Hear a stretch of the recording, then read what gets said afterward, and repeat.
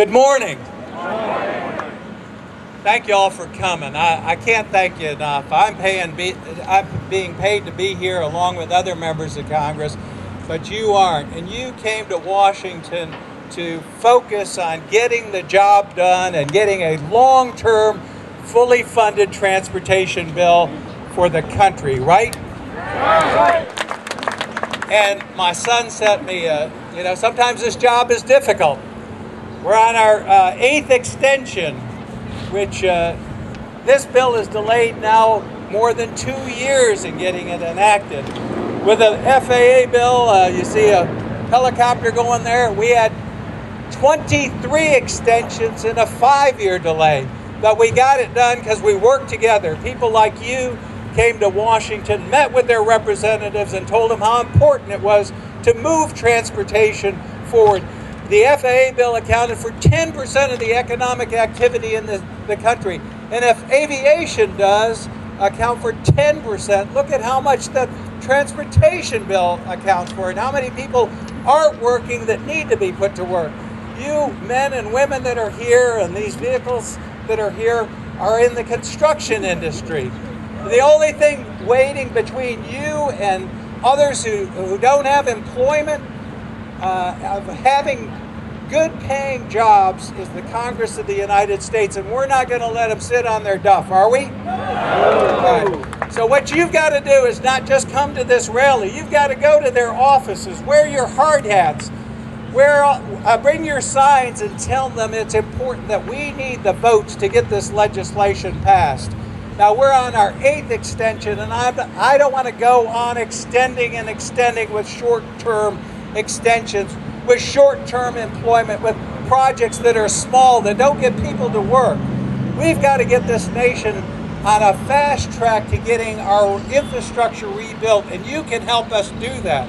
But it takes in the House of Representatives 218 votes. And I'm telling you, I'm short, but I need your help to get this passed.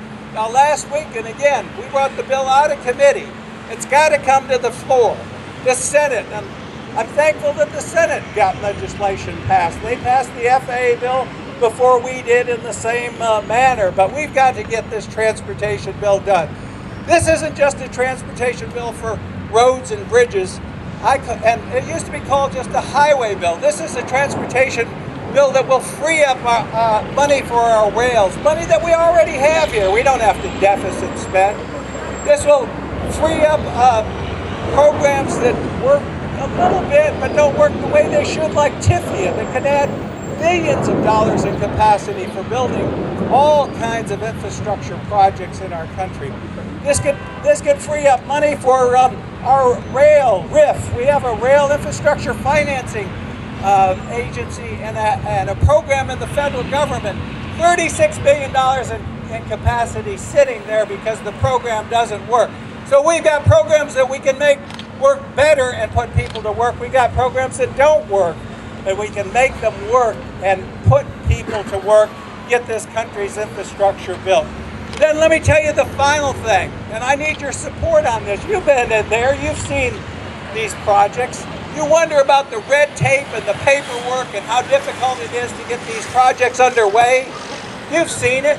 We've got to streamline this process and bring in the most extensive reforms we've had since they passed the first federal highway legislation. You remember the stimulus money?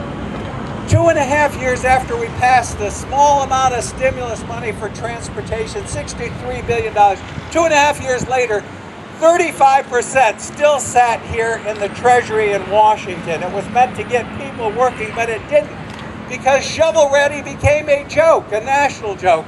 It's a national joke because there's so much federal red tape and paperwork. Look at these buildings along here, folks. Look at all these buildings. There is nobody doing anything as far as construction or building roads or actually producing anything except paperwork and red tape.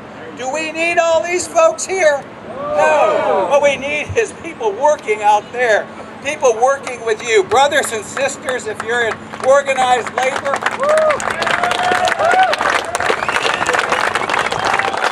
And men and women. I go back to my district and I have people who come up to me, Mr. Mica, I'm losing my home.